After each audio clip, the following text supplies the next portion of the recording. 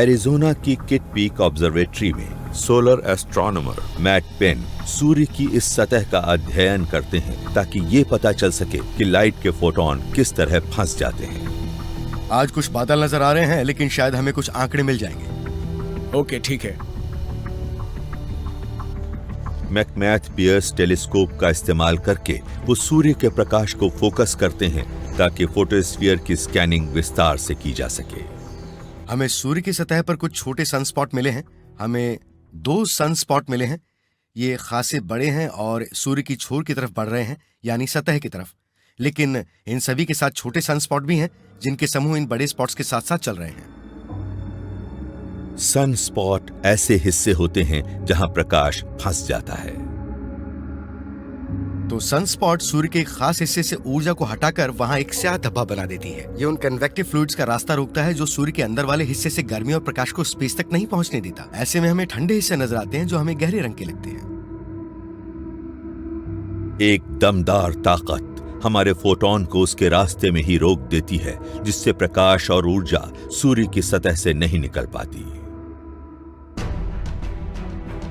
ये ताकत होती है मैग्नेटिज्म। सन स्पॉट तब बनते हैं जब सूर्य के अंदर से जबरदस्त मैग्नेटिज्म फोटोस्फीयर से होकर ऊपर की तरफ बढ़ता है। मैग्नेटिक फील्ड इतनी ताकतवर होती है कि वो गर्म अंदरूनी मटेरियल के कन्वेक्टिव मोशन को सतह पर गिरने से पूरी तरह रोक देती है और इससे सूर्य की सतह पर ऐसा अनोखा धब्बा नजर आता है। ये धब्बे बहुत बड़े हो सकते हैं और ऐसे सबसे बड़े धब्बों का आकार पृथ्वी से भी 10 गुना बड़ा हो सकता है। इन सन स्पॉट्स को पैदा करने वाले मैग्नेटिज्म से सूर्य को कवर करने वाली फील्ड लाइन बन जाती है। हमारी ठोस पृथ्वी पर पूरा का पूरा ग्रह ही एक साथ घूमता है और इसमें हमारे मैग्नेटिक फील्ड भी शामिल है। लेकिन सूर्य गैस की एक बड़ी सी गेंद है और उस पर यही नियम लागू नहीं होते।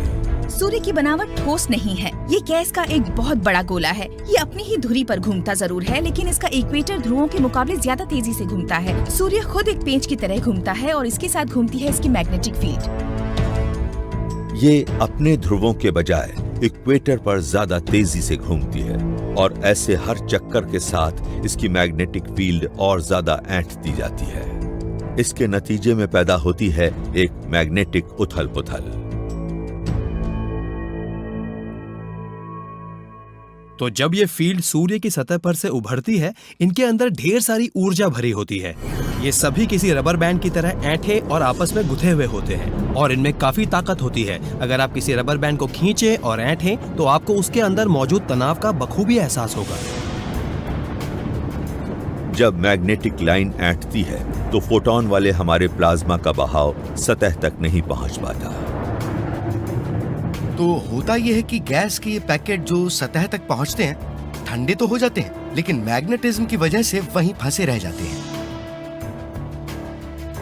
जहां से प्रकाश नहीं निकल पाता वहां सूर्य पर एक धब्बा बन जाता है और इस तरह जन्म होता है एक सन स्पॉट का। लेकिन मैग्नेटिक लाइनों के इस उलझाव में किसी न किसी चीज को तो टूटना ही होता है। मैग्नेटिक फील्ड इस हालत से संतुष्ट नहीं होती। उन्हें अपनी ये हालत पसंद नहीं आती और वो सब इससे मुक्त होना चाहते हैं। सन स्पॉट के ऊपर मैग्नेटिक एनर्जी के बड़े बड़े छल्ले फैल जाते हैं। ये ऐंठे हुए और अस्थिर छल्ले ऊर्जा उगलने को बेताब होते हैं और एक ऐसे मैग्नेटिक बम की रचना करते हैं जो फटने को तैयार होता है। ऐसे में अगर एनर्जी से भरपूर एक मैग्नेटिक फील्ड दूसरे से मिलेगा तो वो दोनों एक दूसरे को देखकर कहेंगे कि अगर हम एक दूसरे से जुड़ जाएं तो हमें ढेर सारी ऊर्जा से छुटकारा मिल जाएगा। और जब वो ऐसा करेंगे तो होगा एक जबरदस्त धमाका।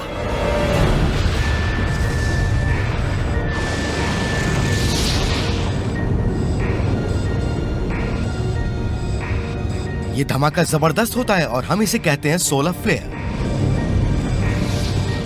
ये लाखों न्यूक्लियर हथियारों के एक साथ फटने जैसा विस्फोट होता है।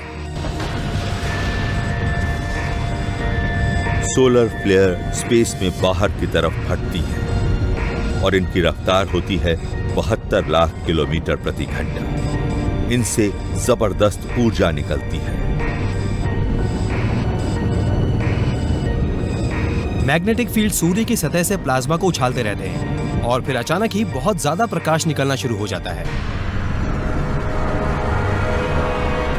करीब 10 लाख साल बाद हम तक पहुंचने वाला प्रकाश बच निकलता है। आखिरकार ये आजाद हो जाता है और खरबों अन्य फोटॉनों के साथ बाहर निकल जाता है। लेकिन इनका सफर अब भी खत्म नहीं होता।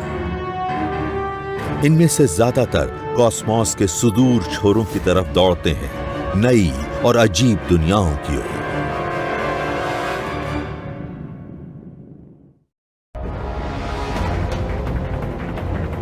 सोलर सिस्टम में बेहद मुश्किल वातावरण में करीब 10 लाख साल के सफर के बाद प्रकाश के सूक्ष्म कण फोटॉन आखिरकार सूर्य की सतह से आगे निकल जाते हैं।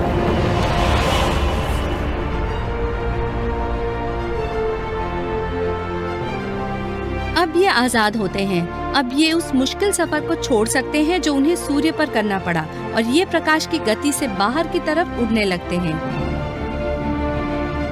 इसलिए इन फोटोनों के लिए ये एहसास ऐसा ही होगा जैसे जेल से छूटते कैदी। ये 2,97,600 किलोमीटर की रफ्तार से खाली अंतरिक्ष में दौड़ने लगते हैं और सूर्य से विदा लेने के सिर्फ 8.3 मिनट बाद हमारे फोटॉन पृथ्वी तक पहुंच जाते हैं। अगली बार जब आप आसमान में किसी तारे को देखें तो शायद आप उस कमाल के सफर को समझ पाएं जो फोटॉन आपकी आंखों तक पहुंचने के दौरान तय करते हैं। इनकी रचना सितारों के कोर में न्यूक्लियर रिएक्शन की वजह से हुई थी और फिर इधर उधर भटकने से ये कम ऊर्जा वाले फोटॉन बन गए। फिर कन्वेक्टिव जोन में गैस इनकी वाहक बनी और सबसे आखिर में ये आजाद हो गए। इसके बाद ये बिना किसी बाधा के सफर करते हुए हमारी आंखों तक आ पहुंचे। हमारा फोटॉन आखिरकार पहुंच ही जाता है। ये किसी पत्ती से टकराकर उससे अपनी ऊर्जा थमा देते हैं। इसे कहते हैं फोटोसिंथेसिस। ये हमारी आहार श्रृंखला की बुनियादी कड़ी है।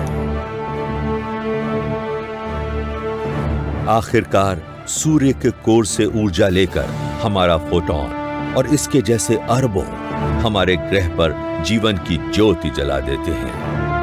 सूर्य की रोशनी हमारे ईंधन को पैदा करती है। ये हमारे मौसम को संचालित करती है, हमारे समुद्रों को गति देती है।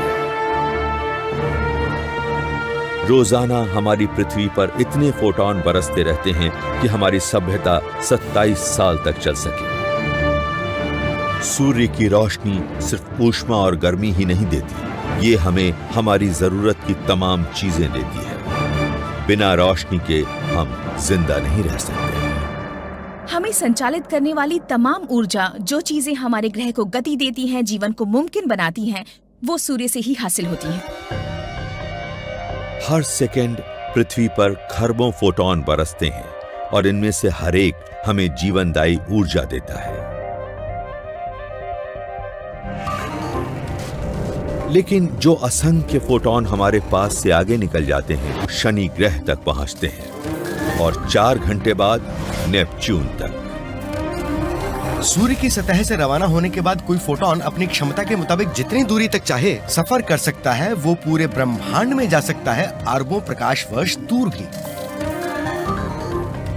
ये 18 घंटे में हमारे सोलर सिस्टम के बाहरी हिस्सों से भी आगे निकल जाते हैं। यहाँ सूर्य दूरी पर मौजूद एक ताल में कुछ photon red dwarf star system Kepler 62 तक पहुंच जाते हैं।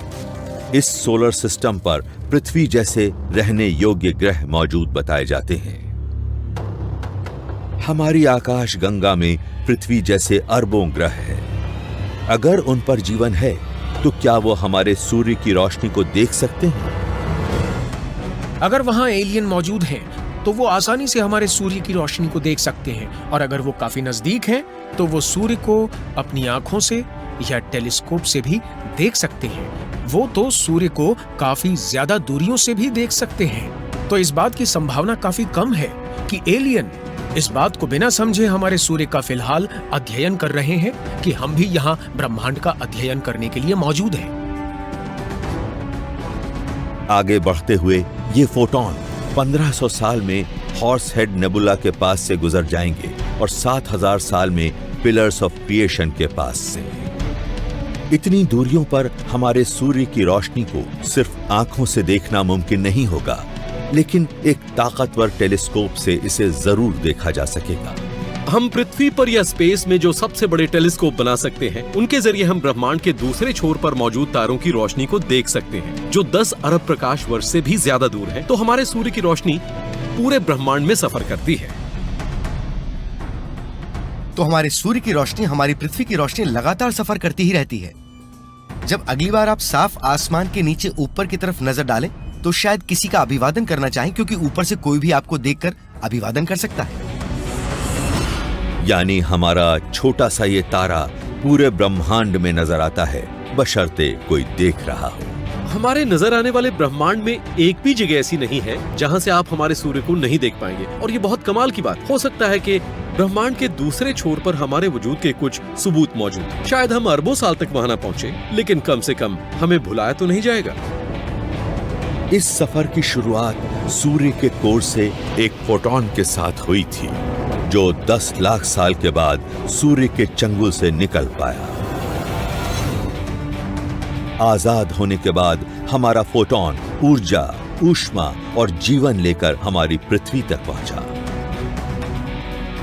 हमारे सूर्य से आने वाला प्रकाश